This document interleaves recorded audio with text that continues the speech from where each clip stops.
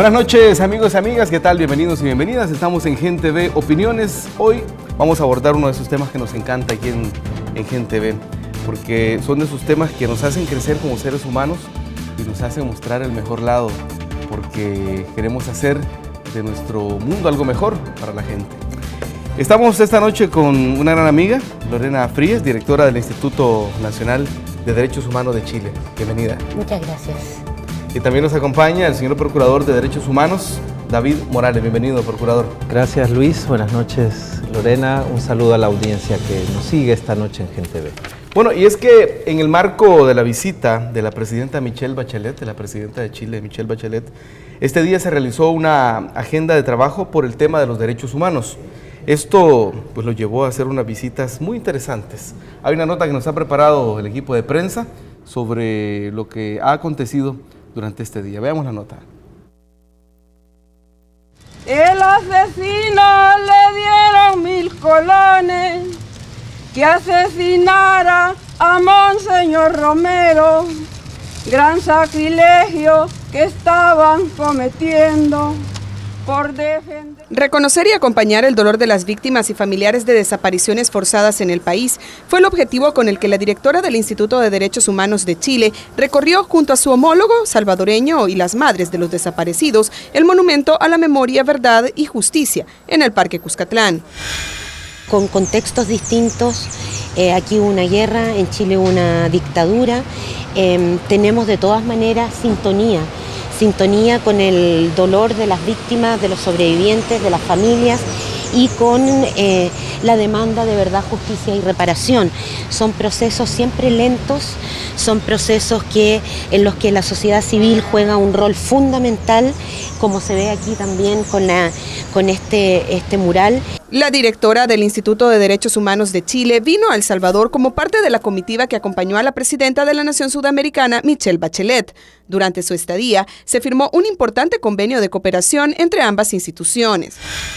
Acuerdo de cooperación en materia de promoción de los derechos humanos, de intercambio y de investigación académica. Nosotros contamos con una escuela de derechos humanos que realiza labores de promoción y de investigación académica. Estos ámbitos también son ámbitos de mucha fortaleza en el trabajo que desarrolla el Instituto Nacional de Chile, y no solo haremos intercambio de experiencias, sino también investigaciones en común y acciones de promoción de los derechos humanos en conjunto en ambos países. Nosotros hemos hecho un fuerte trabajo, por ejemplo, con el Congreso en términos de adecuación legislativa a estándares internacionales de derechos humanos, que según me ha dicho el procurador es algo que quieren fortalecer aquí en San Salvador. La Procuraduría para la Defensa de los Derechos Humanos en el país surgió tras los acuerdos de paz, convirtiéndose en la más antigua de Latinoamérica. Su par chilena, en cambio, es la de más reciente creación en la región. Sin embargo, en este país, gracias a los acuerdos políticos, se han conseguido condenas ejemplarizantes contra los responsables de violaciones sistemáticas de los derechos humanos ocurridas durante la época de la dictadura militar de Pinochet. Bueno, interesante la visita al monumento a las víctimas civiles del conflicto. Vamos a ver, me gustaría que profundizáramos en qué consiste el acuerdo que se firmó esta mañana entre ambas instituciones. Tal vez si nos compartes tu opinión. Bueno, primero que nada es un acuerdo marco, justamente para lo que decía el procurador en la nota, en la idea de compartir experiencias que tienen similitudes, que tienen diferencias, donde hay un aprendizaje acumulado de la Procuraduría, que es mucho más antigua que nosotros en Chile, pero donde también la novedad de la creación del instituto nos hace ser fuertes en algunas materias que a lo mejor hace 10, 15 años atrás no eran tan importantes. Por lo tanto, después tuvimos una reunión con el procurador y ahí empezamos a ver con el equipo que teníamos bastantes puntos a trabajar en común, que tienen que ver con todo lo que son, por ejemplo, antecedentes de violación a los derechos humanos, cómo uno hace acopio de esa información que algún día va a ser información que tiene que estar abierta a estudiantes, a investigaciones, al mundo entero, ¿no? O cómo trabajamos un tema tan crucial como el agua, ¿no?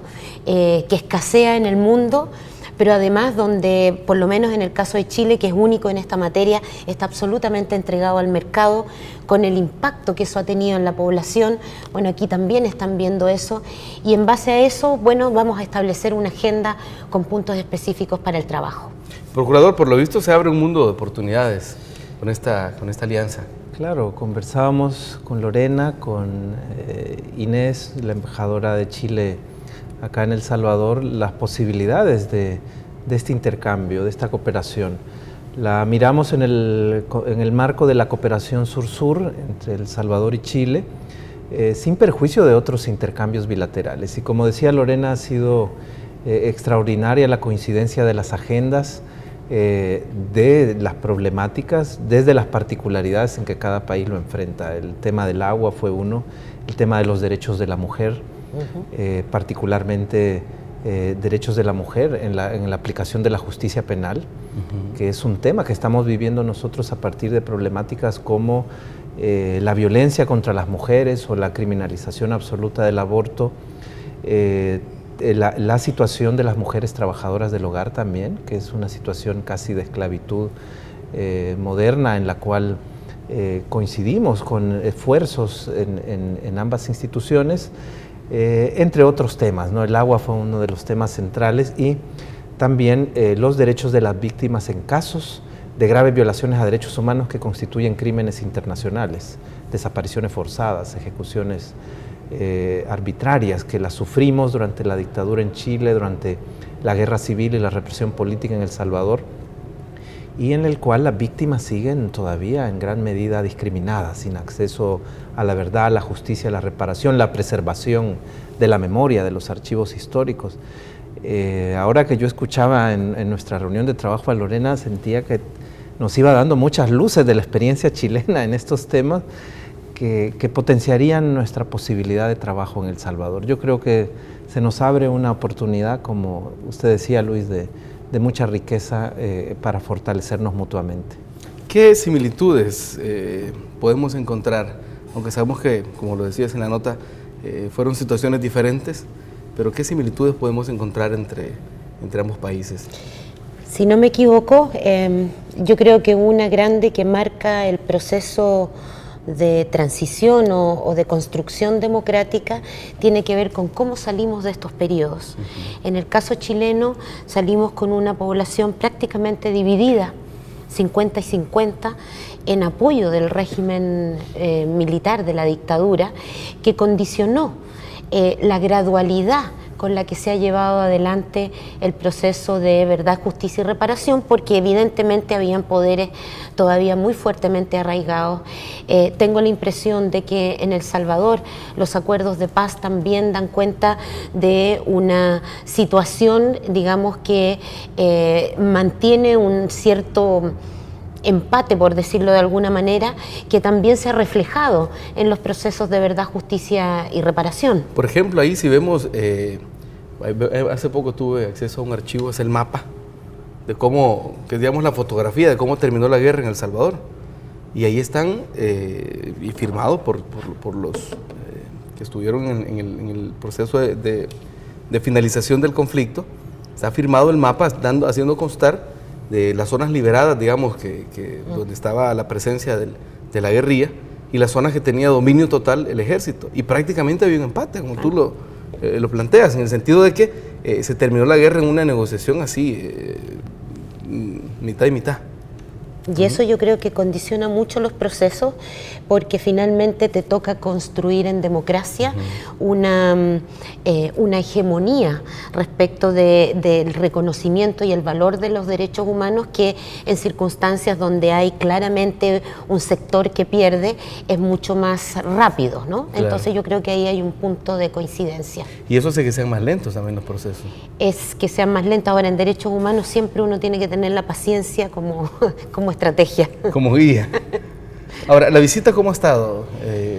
intensa, yo creo que intensa porque yo es primera vez que vengo a El Salvador y me da la impresión de, me extraña mucho la sintonía que hay, los tipos de problemas, saber también que teníamos una larga historia de cooperación con El Salvador y bueno, cuando uno se enfrenta además a temas de derechos humanos siempre terminas igual con emociones revueltas y te vas pensando que bueno, que uno tiene líos en la casa y al final no es solo en la casa, sino que es en el país vecino y es en el mundo entero y por eso son universales los derechos humanos. ¿Y te das cuenta que el vecino tiene problemas peores quizás? En algunos casos y en algunas cuestiones sí, en otras, bueno, siempre hay aquí matices y todo, pero claramente, digamos, el campo de los derechos humanos hoy día más que nunca está bajo una cierta presión por tener que demostrar cierta eficacia, si no probablemente vamos a ver un retroceso en la fuerza que tiene este discurso a nivel universal y por lo tanto aquí los mecanismos nacionales de derechos humanos tenemos una labor fundamental. Ahora, no hay duda de que en este y en muchos temas unidos somos más fuertes, procurador. Claro, el esfuerzo siempre debe ser común, la solidaridad debe ser un lazo que nos una. Los mecanismos nacionales a los que aludía Lorena, las instituciones nacionales de derechos humanos o como se nos conoce instituciones ombudsman, somos instituciones que pertenecemos a la institucionalidad del Estado, pero que trabajamos con un nivel importante de independencia y de autonomía. De alguna manera somos instituciones que constituimos un puente entre la institucionalidad del Estado y la sociedad. Por lo tanto, podemos jugar un rol bastante particular, favorable a la garantía de los derechos humanos. Debemos tener en cuenta que la obligación de respetar y garantizar los derechos humanos no es la función de las instituciones de derechos humanos en exclusiva, sino que es un deber de todos los poderes y las instituciones del Estado. Y que muchos de los sistemas en los que se organiza el propio Estado están destinados a garantizar derechos. En El Salvador te puedo citar el sistema de protección a la niñez, el sistema de igualdad entre hombres y mujeres, bueno, todo el sistema de salud, a donde veamos una institucionalidad, el sistema de justicia, son sistemas con competencias para la protección de derechos. Por lo tanto, las instituciones nacionales somos veedores, somos instituciones que vigilamos y que coadyuvamos en que el Estado cumpla estas funciones, pero también lo fiscalizamos, lo criticamos, lo denunciamos en su caso cuando falla o cuando incumple. Y nuestra naturaleza nos hace ser abiertos y coordinar, en el caso de la Procuraduría salvadoreña es un mandato, una obligación de ley, con todas las instancias civiles de la sociedad y también debemos coordinar por mandato con instancias internacionales, gubernamentales y no gubernamentales. Es parte del mandato. Los derechos humanos, como decía Lorena, son universales, son de todos y todas en todas partes. Y entonces debemos darle una gran relevancia, particularmente países como El Salvador, que somos un país de personas migrantes, ¿verdad? La tercera parte de nuestra población está en el exterior. No podemos concebir protección a derechos humanos, por ejemplo, en El Salvador, si no articulamos esfuerzos con nuestras instituciones hermanas, homólogas y con sociedad civil en el tránsito migratorio hacia los Estados Unidos. Entonces tenemos redes de trabajo con instancias en México, en Guatemala, ¿verdad? Buscamos alguna coordinación con organizaciones en los Estados Unidos, donde está nuestra población. Y debemos articular trabajo con la red consular salvadoreña. Por citar un ejemplo, ¿no? De qué manera el trabajo internacional es relevante. El sur para nosotros, el sur del continente, es un ejemplo en muchos procesos de lucha por los derechos humanos. Los movimientos de víctimas, los movimientos de familiares y de organizaciones por la defensa de los derechos humanos más fuertes han estado tradicionalmente en el sur. El movimiento chileno de derechos humanos es muy conocido, muy famoso por sus luchas. Y temas como estos que referíamos, los derechos de las víctimas de crímenes internacionales, de graves violaciones, han tenido pues grandes conquistas en Sudamérica. El rescate de la memoria histórica, por ejemplo, la defensa de algunos grupos tradicionalmente excluidos como los pueblos indígenas, o la defensa de la comunidad LGTBI. la defensa de los derechos de las mujeres. Entonces debemos estar en este trabajo internacional, tiene esa relevancia por supuesto, y esa es la connotación con lo que ahora con mucha expectativa positiva hemos concretado a través de la firma de este acuerdo. Una muestra del trabajo que se ha hecho en Sudamérica es que está documentado y disponible para la televisión, es esta serie Los Archivos del Cardenal. Ay, llegó aquí. La transmitimos en este canal. Ah, no sabía. Sí, es decir, Impactante para nosotros ha sido un gran aprendizaje, ha sido una serie que la presentamos con mucho orgullo, porque sabemos que justamente representa lo que el procurador dice, es decir, la fuerza, la intensidad con que el tema de la memoria histórica, el tema de los derechos humanos, pues se trabaja en Sudamérica. Y eso que fue criticada en Chile, ¿ah? Yo sé.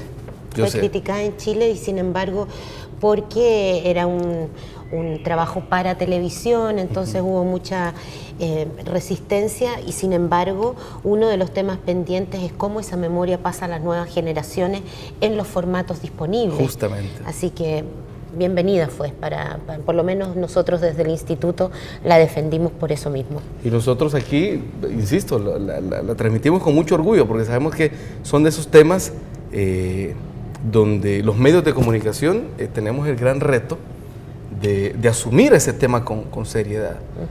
Lastimosamente no todos los medios lo hacen. Pero ahora, ¿por qué es importante, y ya que estamos haciendo un esfuerzo en conjunto entre ambos países, por qué es importante para que la ciudadanía tenga más elementos, preservar la memoria histórica, defenderla, cuidarla, fortalecerla?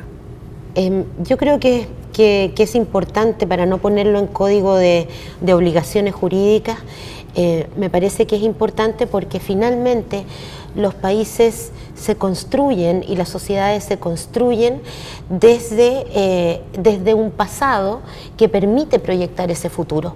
Eso significa que ese pasado tiene que ser digerido por la población entera. Cuando ese pasado es de dolor, cuando ese pasado ha significado que el Estado ha abusado de los ciudadanos al punto de aniquilarlos, de exterminarlos, esa es una tarea que tiene que estar presente, que tiene que difundirse de manera de que entendamos que esa forma, aquello que vivimos, no permite construir comunidad política y por lo tanto hay que mantenerlo vivo para impedir que alguna vez pudiera volver a ocurrir una situación similar.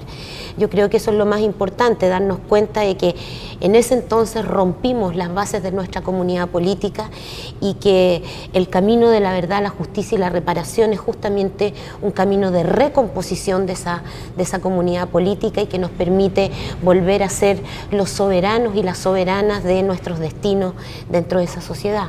Ahora, ¿cómo ven ustedes ese reto? Sobre todo porque lastimosamente estos temas, como lo decíamos fuera de cámara antes de comenzar, estos temas no están en la agenda diaria. ¿Cómo ven ustedes que debe asumirse ese reto desde la intelectualidad, desde la academia, desde los medios de comunicación? Yo creo que ha habido, por lo menos puedo hablar por Chile, ha habido un trabajo fuerte a nivel académico, sobre todo en los últimos 10 años. Y eso evidentemente va generando un discurso que se va haciendo parte de la ciudadanía. Creo también que es muy importante y es algo en lo que estamos trabajando, la educación en derechos humanos, que permite no solo evaluar ese pasado, sino que también proyectar la convivencia democrática es absolutamente fundamental. En eso en Chile tenemos un déficit y ese déficit se expresa hoy, en la democracia de hoy, con desafección, con individualismo, con falta de proyectos colectivos. Todo eso tiene que ver con la falta de educación en derechos humanos. Así que a mí me parece que finalmente en las democracias la base de ese trabajo tiene que ver con el respeto y garantía de los derechos, no solo porque son una obligación jurídica, que lo son, sino que porque es aquello que nos permite convivir pacíficamente y aspirar a la realización de nuestros planes colectivos e individuales en sociedad. Ahora, procurador, aquí en El Salvador, ¿qué tanto hemos avanzado en que se genere esa conciencia en el ciudadano promedio, el ciudadano común, de que la memoria histórica es importante? Digo esto porque después de 23 años digo, como que el tema de repente puede enfriarse, de repente el tema puede verse lastimosamente porque es ignorado muchas veces o porque es dejado de lado, invisibilizado por los medios de comunicación. Puede generarse como esa perspectiva de que no es necesario, pero ¿en qué momento estamos? El desafío es muy grande. Yo creo que sí tenemos avances también, porque la lucha de las víctimas, sobre todo, y de las organizaciones de derechos humanos, han conquistado la verdad. Es decir, que aquí existió terrorismo de Estado, que se produjeron políticas para realizar exterminios sistemáticos de población civil, miles de desapariciones forzadas, que se institucionalizó la tortura. Es una verdad que ahora no puede ser negada por ningún discurso oficial. Incluso está probada en muchos juicios y en evidencia forense en casos ilustrativos. Incluso, perdón, el presidente Mauricio Funes hizo un acto de pedir perdón por unos hechos. 18 años después de finalizada la guerra, por primera vez un jefe de Estado, que fue el presidente Funes, pidió perdón a las víctimas y reconoció los crímenes de Estado. Y luego vinieron otros actos simbólicos importantes, como el perdón en el caserío El Mozote del presidente Funes. Pero el desafío es muy grande, porque ciertamente, como Lorena ejemplificó, muchos de nuestros países latinoamericanos salimos de dictaduras y de conflictos, y los represores y los grupos que impulsaron la represión y las violaciones a derechos humanos mantuvieron enormes cuotas de poder político. Eso pasó también en El Salvador. Además, las víctimas no participaron directamente del proceso de paz, y las decisiones en relación al proceso de paz, si bien tenían el componente de la memoria histórica a través de la Comisión de la Verdad, se diseñaron de un modo tal que tenían un impacto muy relativo, ¿no? La Comisión de la Verdad tuvo solo 6 meses para trabajar, casos ilustrativos, y casi inmediatamente después de que entregó su informe se dictó una amnistía con el fin de anular las recomendaciones de la Comisión de la Verdad. Pero al conservar estas enormes cuotas de poder político, reproducen el viejo statu quo de la negación de la historia, del ocultamiento de la verdad, de mantener los homenajes a los represores, y con esto mantener una legitimación de su poder, que siguen ejerciendo. Entonces es una lucha lenta, ¿no? Claro. Porque se siguen enfrentando aún en el escenario de la paz a gente todavía muy poderosa, que detenta el poder. Entonces, ¿qué hemos tenido en El Salvador? Una impunidad permanente, una negativa del sistema de justicia de investigar los crímenes. Hemos logrado avanzar en materia de reconocimiento de la verdad, pero no hemos logrado avanzar en reparaciones efectivas, ¿verdad? Los compromisos de los últimos 2 gobiernos por reparar han tenido algunos esfuerzos, pero todavía las víctimas no reciben la reparación. Es muy destacable lo que nos recordaba Lorena, la historia de dolor, de represión y de opresión de los pueblos es parte de su patrimonio. Y conocer esa verdad y asimilarla nos permite evitar que se repita en el futuro. Miren, aquí la audiencia debe recordar, en El Salvador tuvimos un genocidio, una enorme matanza de población indígena y campesina en 1932, que fue ocultada, negada. Fueron las víctimas indígenas que tuvieron incluso que ocultar sus vestimentas, sus costumbres, abandonar su lengua por temor a la persecución. Y apenas 50 años después, en el inicio de la guerra civil, se produjo la gran cadena de matanzas de civiles, de exterminios de población campesina entre 1980 y el año 84. Fue la trágica repetición de 1932.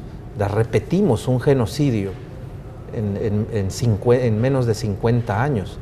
Entonces somos un pueblo que, al olvidar su memoria, al haber permitido que los poderosos negaran la historia, la repetimos. Ahora esto está pasando inclusive con la violencia actual. Las políticas de seguridad fracasadas se quieren reciclar por los políticos porque les son provechosos esos discursos de manodurismo para obtener votos o simpatías electorales, ¿verdad?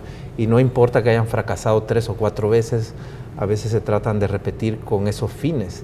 Entonces es importante que tengamos memoria, que asumamos ese patrimonio y sobre todo que construyamos solidaridad para con las víctimas y podamos garantizar sus derechos. De lo contrario, estaremos construyendo democracia por sobre o sobre la discriminación de las personas que sufrieron los peores atropellos a los derechos humanos, y eso es una contradicción enorme, ¿no? No podremos construir una democracia sana si discriminamos y sometemos al olvido a las personas y los familiares que sufrieron los atropellos más graves del terrorismo de Estado. Listo, les invito a que hagamos una pequeña pausa. Cuando regresemos me gustaría que habláramos de los desafíos, vale, que viéramos hacia adelante, siempre obviamente teniendo en cuenta el pasado. ¿Les parece? Muy bien. Listo, una pausa, ya venimos con más. Estamos en Gente de Opiniones, hablando de memoria histórica, hablando de derechos humanos. Ya venimos con más. Bueno, seguimos conversando esta noche con dos buenos amigos, colegas, ambos, nuestro procurador de derechos humanos, David Morales, y Lorena Frías, directora de la institución homóloga, que es el Instituto Nacional de Derechos Humanos de Chile. Bueno, la memoria histórica que nos permite reconocer lo que hemos hecho en el pasado, como países, como comunidades, como pueblos, pero también que nos permite ver hacia adelante cómo enfrentar, y ahora de manera más cercana por este acuerdo, los desafíos. ¿Qué desafíos vemos desde Chile? Desde Chile, a ver, yo creo que hay tres campos que para nosotros han sido prioritarios, son amplios, pero me parece igual que son centrales. El primero tiene que ver con los aspectos de no discriminación.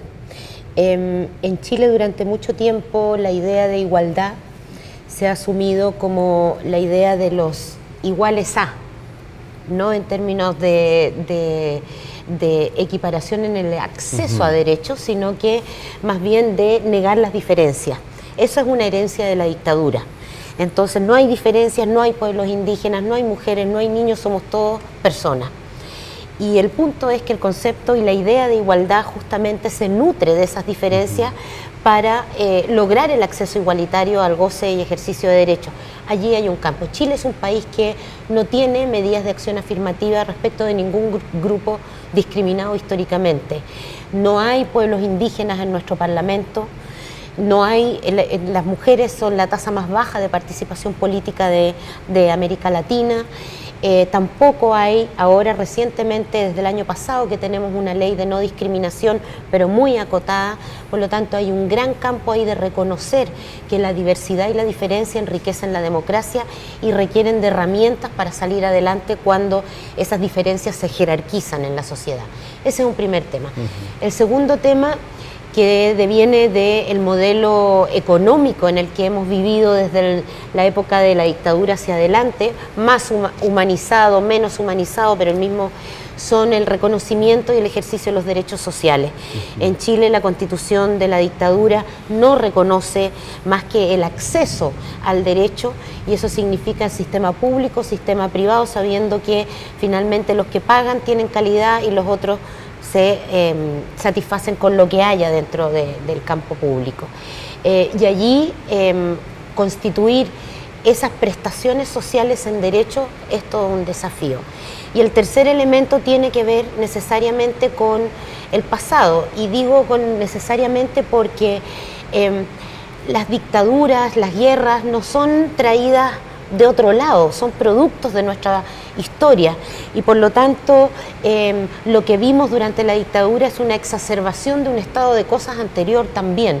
Por ejemplo, los niveles de discriminación y de exterminio de pueblos indígenas, del pueblo mapuche, que fue muy afectado, la violencia contra las mujeres durante la dictadura, son problemas de discriminación que se exacerban durante ese periodo, pero que deben ser recogidos hoy día en el presente para terminar con ello. Ahora, procurador, desde El Salvador, ¿qué desafíos vemos? Porque yo le escucho a ella y en mi mente empieza a hacer el parangón, y no, hay tantas coincidencias. De hecho, por ejemplo, en el tema de los derechos sociales y económicos, en este país se copió, se calcó el sistema de pensiones de Chile, y hoy es uno de los líos tan grandes que tenemos, que si no lo resolvemos, este país no va a ser viable económicamente hablando. Ahora, ¿cómo se ven? ¿Qué desafíos se ven desde la Procuraduría de Derechos Humanos del Salvador? En efecto, seguimos con las coincidencias. O sea que ustedes no han terminado la sesión de trabajo. Exactamente.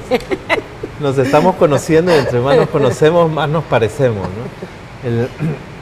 El Salvador vive esta gran oportunidad histórica de, por primera vez, de tener una posibilidad real de construir una democracia a partir de la firma de los acuerdos de paz. Los acuerdos de paz no solo fueran acuerdos para el desmontaje del conflicto, que fue muy exitoso, sino que traían aparejada toda una agenda de democratización. Y teníamos con el acompañamiento internacional en esa década de los 90 la posibilidad de, por primera vez en nuestra historia, tan cargada de autoritarismos, la posibilidad de construir un Estado fuerte y garante de los derechos humanos. Y ese era el rumbo de los acuerdos de paz. ¿Qué ocurrió? Que dominó el interés por imponer este modelo económico neoliberal en el sentido más ortodoxo del consenso de Washington. Inclusive se miraba mucho a Chile como el gran ejemplo continental del neoliberalismo en aquel momento. Vinieron muchos asesores chilenos. Sí, bueno, entonces, ¿qué ocurrió? ¿No? Que además de las características de este modelo excluyente, ¿no? Los beneficios fueron apropiados por las tradicionales oligarquías y grupos de poder hegemónico económico y político en El Salvador. Y es la era de las grandes privatizaciones. Se desmonta gran parte del sistema de producción agrícola, por ejemplo. Y si ustedes recuerda Luis, que vamos a ser un país de maquilas, todo va a ser una gran maquila, ¿verdad? Vamos a comprar los alimentos afuera, ¿no? Aquí ya no vamos a producir nada. Esto trae aparejada esta oleada de migración económica, ¿verdad? Que sigue hasta nuestros días y que ha colocado la tercera parte de la población de El Salvador en el exterior. Se habla del 80% en los Estados Unidos. La familia se fragmenta y viene, bueno, el tema de las deportaciones, la criminalidad organizada, la violencia de la posguerra y las respuestas simplistas de mano dura. Entonces este modelo económico, ¿verdad?, generó mucha exclusión, redujo el Estado y eliminó las políticas sociales en gran medida, ¿no? En esta era se privatiza también el sistema de pensiones, que hoy es lo que genera una de las mayores crisis financieras al Estado. Y por supuesto, las tradicionales exclusiones y discriminaciones a las poblaciones en mayor vulnerabilidad se profundizaron. Yo pienso que debemos reconocer que la alternancia política que surge a partir de 2009 abre algunas nuevas rutas, ¿verdad? Y a partir de ahí comienza a crearse una nueva institucionalidad que ha hecho ahora algunos esfuerzos importantes, todavía muy limitados. Pero en 2010 se aprueba la LEPINA para crear el nuevo sistema de protección a la niñez, se fortalece el Instituto de la Mujer para generar política pública en orden a prevenir violencia y a fortalecer el sistema de igualdad entre hombres y mujeres. Bueno, está tratando de nacer el sistema de protección a migrantes. Hay un poco más de inversión en salud y educación y un esfuerzo de políticas sociales. Un ejemplo muy claro fue la creación de la Secretaría de Inclusión Social, que trató de responder a agendas de los grupos tradicionalmente excluidos, personas con discapacidad, adultos mayores, pueblos indígenas, personas, bueno, la diversidad sexual, la comunidad LGTBI.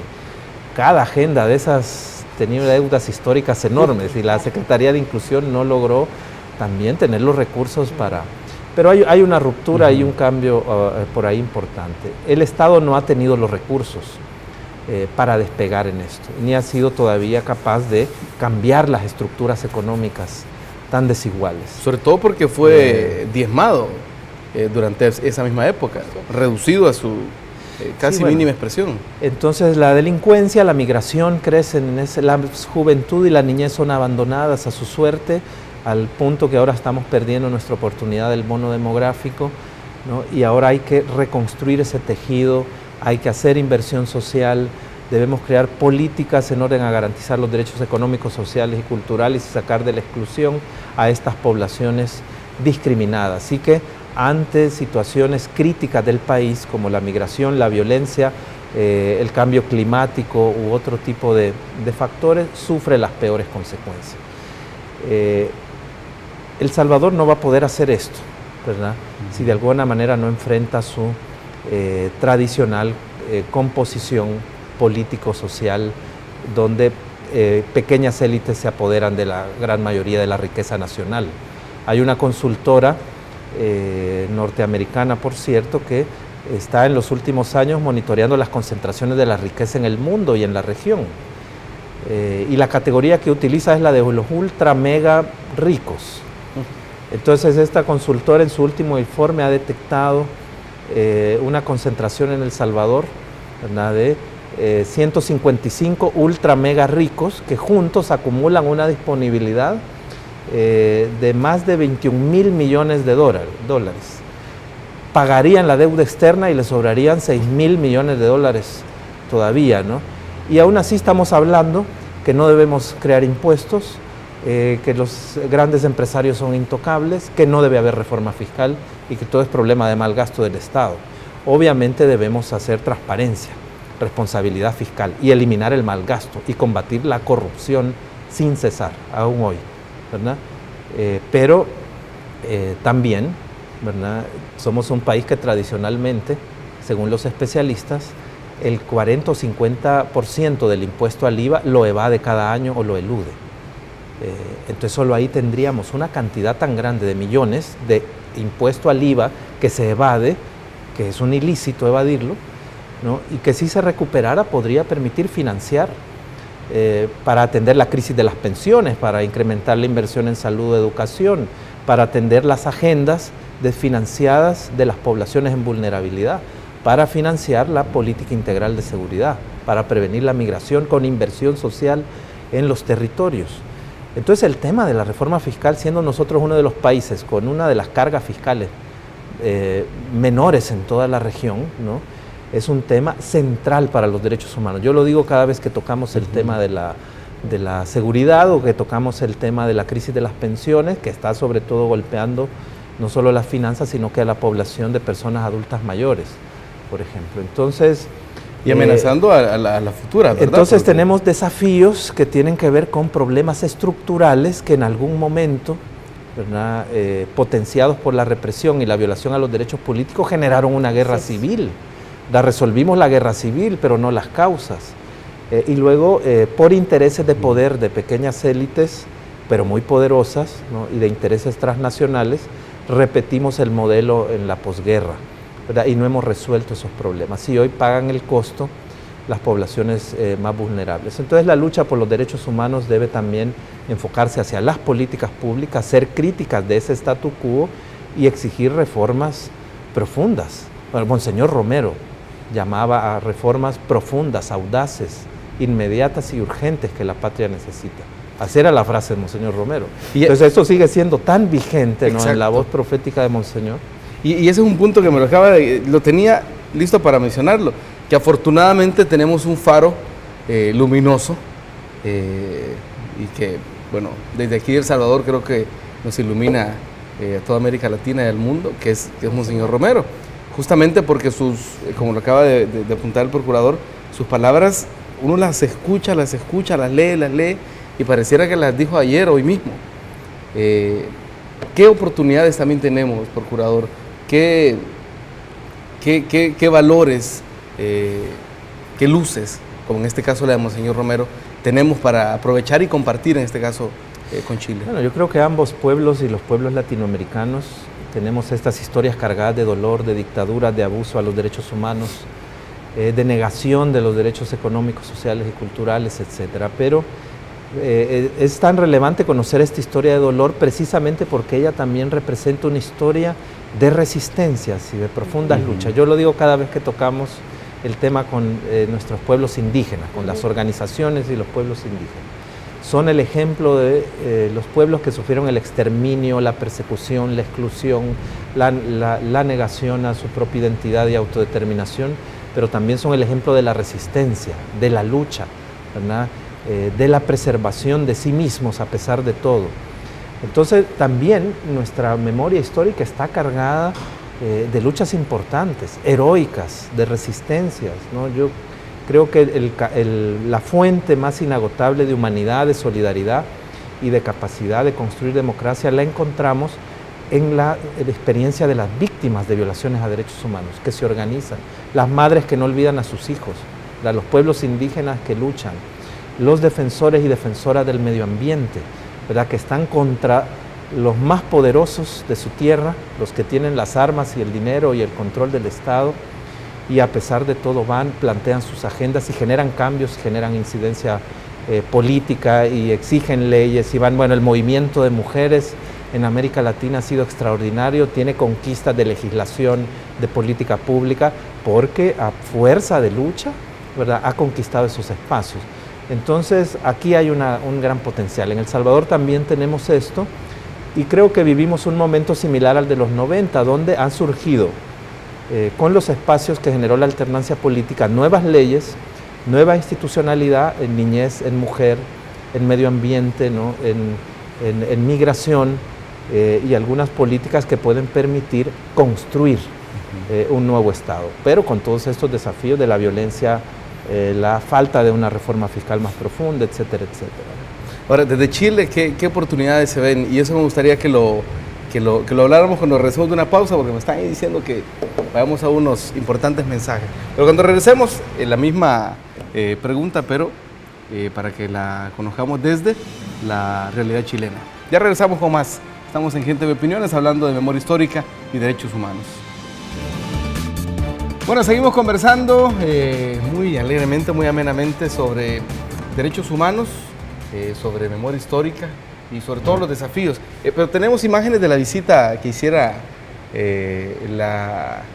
la presidenta de Chile en esta visita, que es una visita obligada a la cripta donde está Monseñor Romero, que es algo que nos enorgullece como salvadoreños y nos llena de mucha alegría que haya estado la señora presidenta de tu país haciendo esta visita importantísima. Ahora, hablábamos de qué oportunidades se ven desde Chile, qué fortalezas hay en esta lucha.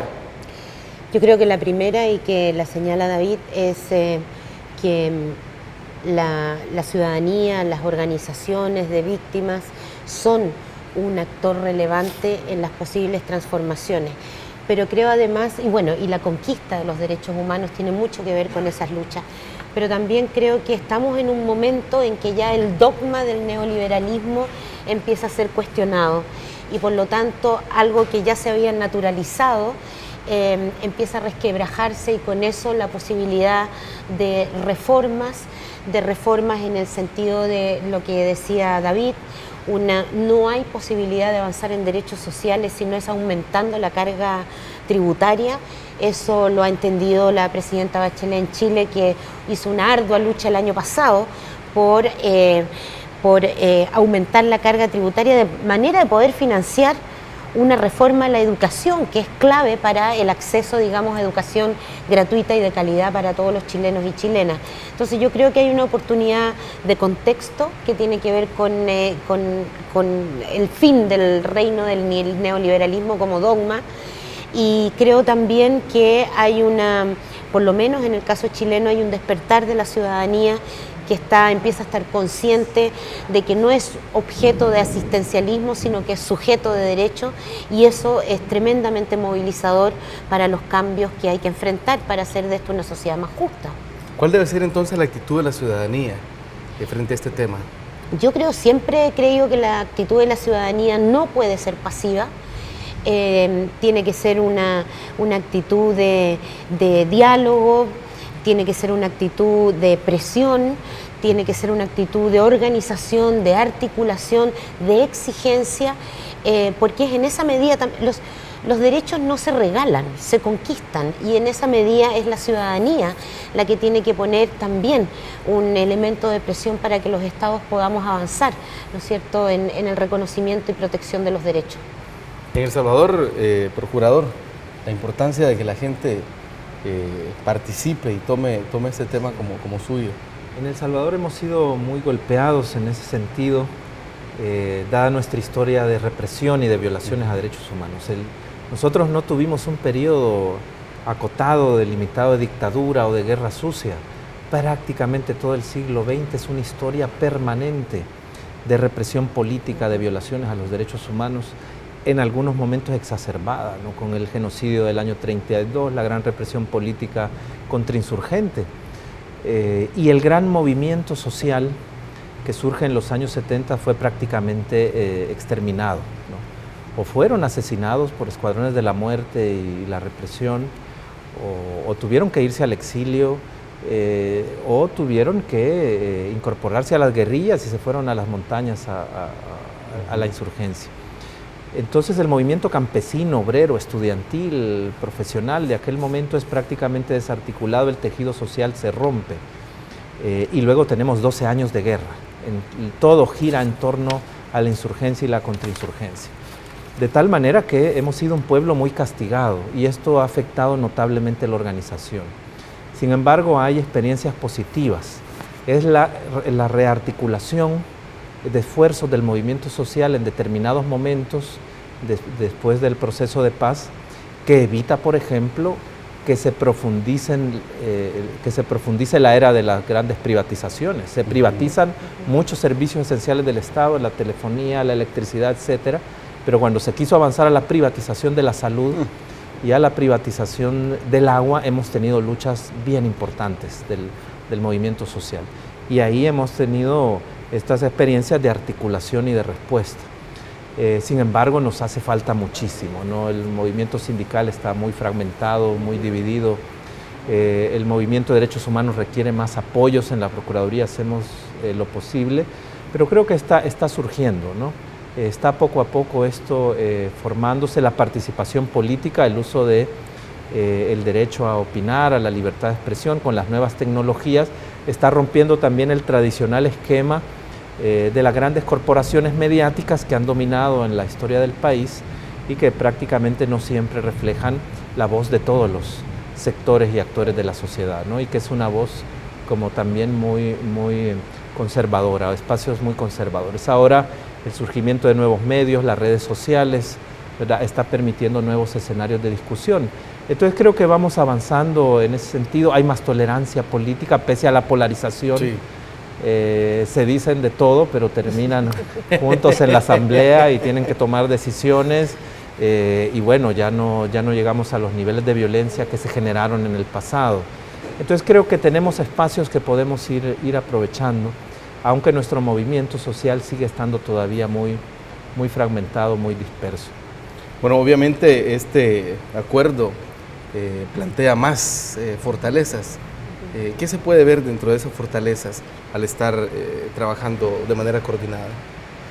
Bueno, yo creo que podemos arribar a evitar errores que se realizan, digamos, en la construcción de los institutos o mecanismos nacionales de derechos humanos.